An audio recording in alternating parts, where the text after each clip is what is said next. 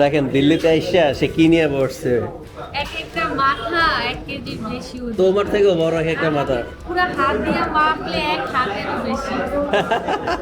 কিন্তু দাম অনেক কম, এত বড় একটা মাথা মাত্র 300 রুপি। আপনি মুলামুলি করলে আরো কমে পাবেন। হ্যাঁ সেই এটা সেই খাইতে আমার 2 দিন লাগবে। 2 দিন কি তোমার 2 মাস দিলেও পারবা না। আপনি যদি দিল্লিতে আসেন আপনাকে একটা জিনিস অবশ্যই মুখোমুখি করতে হবে, সেটা হচ্ছে মন মতো খাবারই পাবেন না, কিন্তু অনেক রকমের স্ট্রিট ফুড পাবেন, একটাও মজা লাগবে না। আজকে আমি 3য় নাম্বার দিনে আছি দিল্লিতে, আর প্রথম 2 দিন আমি খাবার এত কষ্ট করছি, এখানে কিচ্ছু পাওয়া যায় না খাওয়ার মতো। আমাদের জন্য কিচ্ছু না, কিন্তু তাদের জন্য অনেক কিছু, অনেক স্ট্রিট ফুড আছে এখানে। অবশেষে আমি একটা বাঙালি হোটেল পাইছি, যে হোটেলের মালিক ঢাকাতে থাকে, আর তাদের খাবার মোটামুটি বেশ বেশ ভালো। আমি এখন যে গল্লিতে আছি, মানে আপনারা যদি এখানে আসেন কিভাবে আসবেন, এটা হচ্ছে পাহাড়গঞ্জ, নিউ দিল্লি, আরাকাসান রোড। এখানে আসলে এই রোডের মধ্যেই অনেকগুলো বাঙালির দোকান পাবেন, কিন্তু আমি যেটা রিকমেন্ড করব ঢাকাইয়া খানা।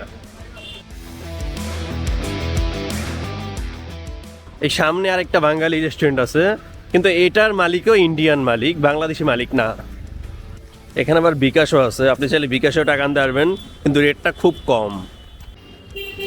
এই যে বাম পাশে দেখেন ঢাকাইয়া থানা, আর ডান সাইডে আছে শেল ডিএক্স। এই শেল ডিএক্স এর বিপরীতে, আর এখানে একটা বারের দোকানও আছে। আর আসলে এই বাইরেই দেখতে পারবেন সবসময় বাইরেই খাবার সার্ভ করে। আর এই ভাই সকালে কি কি আছে? হ্যাঁ সকালে কি কি আছে? সকালে আছে রুটি, পরোটা, মুনা খিচুড়ি, হ্যাঁ লাল মুনা, খাসির মাংস, কলিজা, মুরগি। আপনারা এত আইটেম কোন সময় তৈরি করেন? যখনই আইটেম আর এগুলা আইটেম। সকালবেলা, সকাল বলতে ভোরবেলায় উঠে আচ্ছা ওই সময় থেকে বানানো হয়, 8টার পর থেকে অ্যাভেলেবেল।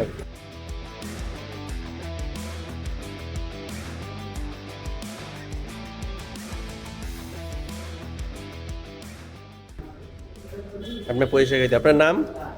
মোহাম্মদ রায়হান। ঢাকার কোন জায়গা থেকে? আমি চট্টগ্রাম থেকে। চট্টগ্রাম থেকে। আর আপনার ওস্তাদে? আমার সাথে কুমিল্লা, ওই চট্টগ্রাম বিভাগে। আচ্ছা কুমিল্লা। তা আসলে এই 2 ভাইকে অবশ্যই দেখতে পারবেন, আর আমার চ্যানেলের নাম বললে একটু ডিসকাউন্ট দিয়ে দেবে। হবে, সমস্যা নেই, আপনার চ্যানেল নাম বললে ডিসকাউন্ট দিয়ে দেবো। আমি যে খিচুড়ির সাথে মুরগি নিলাম, দেখি কেমন।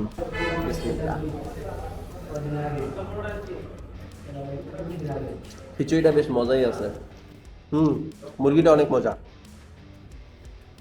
আসলে একটা মজার বিষয় কি জানেন, এরা প্রতি বেলায় বেলায় 10 থেকে 15 আইটেমের তরকারি রান্না করে।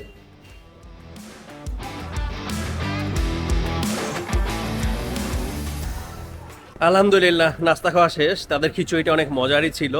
আর একটা মজার বিষয়, এদের এখানে অনেক বেলা খাইছি আমরা অলরেডি, কিন্তু সব থেকে যেটা ভালো লাগে, প্রতিটা বেলায় বেলায় নতুন নতুন অনেক আইটেম, মিনিমাম 10 থেকে 15 আইটেম থাকে প্রতি বেলায়।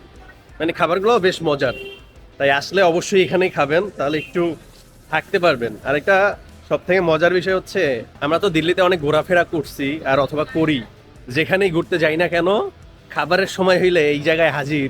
মনে করেন 100 কিলো দূরেও যদি ঘুরতে যাই, খাবারের সময় হলে এখানে হাজির। তাছাড়া এখান ছাড়া তো এই দেখেন এই গল্লিতে খাবার আর খাবার, মানে 200-300 দোকান হবে স্ট্রিট ফুডের, কিন্তু একটাও খাবার খাওয়াই যায় না। মানে আমি আর আমার বউ একজনও খাইতে পারি না, জানি না আপনারা পারেন কি না। আমি নাস্তা খেয়ে এই যে ওনার জন্য নাস্তা নিয়ে যাচ্ছি, উনি ঘুমাইতে আছে হোটেলে।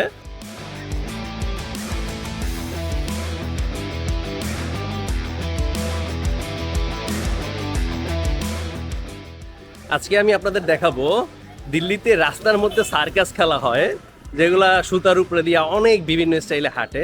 দেন চলুন সেটাই দেখি।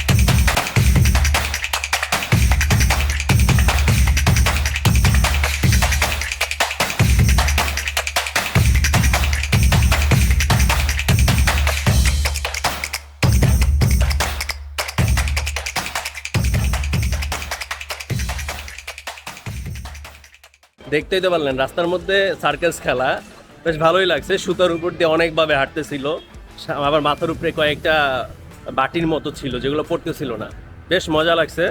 এরা আসলে দিল্লির বিভিন্ন জায়গায় এক একদিন সার্কাস খেলা দেখায় আর মানুষের কাছ থেকে টাকা নেয়, মানে বিনোদন দিয়ে টাকা নেয় আর কি, যে যা খুশি হয়ে দেয়, জোর জবরদস্তি নাই। সো আজকের ভিডিওটা এখানে শেষ করছি, দেখা হবে পরবর্তী কোনো ভিডিওতে দিল্লির কোনো এক জায়গা থেকে। সেই পর্যন্ত সাথেই থাকুন, আল্লাহ হাফেজ।